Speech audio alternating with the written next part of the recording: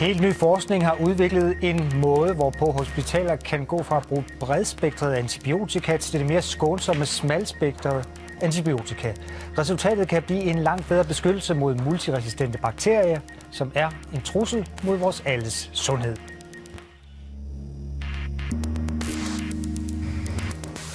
Via en ny test kan behov for bredspektret antibiotika nu reduceres kraftigt. Det er resultatet af et forskningsprojekt, og perspektivet er positivt for fremtidens behandling med antibiotika.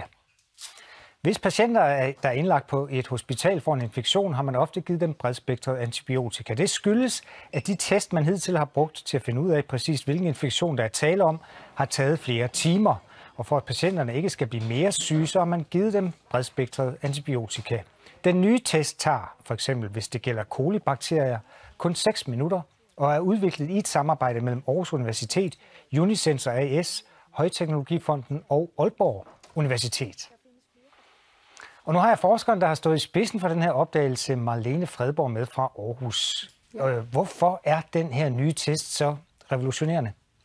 Jamen det er den på 2 punkter. Vi kan hurtigere detektere, som du selv sagde, om vi ser en effekt, og derudover så kan vi teste flere typer antibiotika på samme tid, end hvad man gør ved de nuværende. Hvad kommer det her til at betyde for patienterne fremover?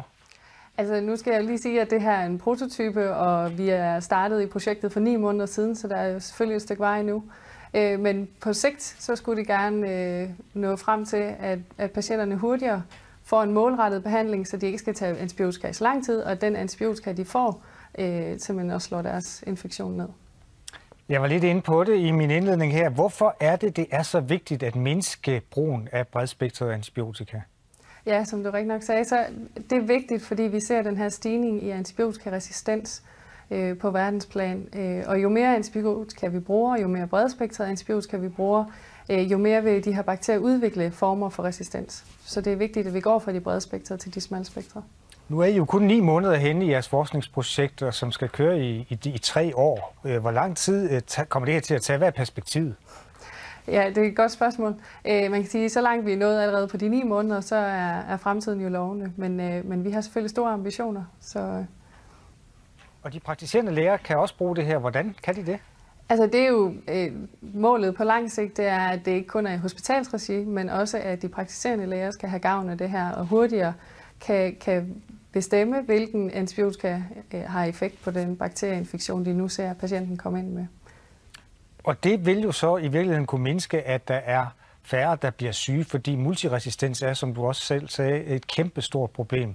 Er det rigtigt forstået, at det er det, der i virkeligheden er perspektivet i den her opdagelse?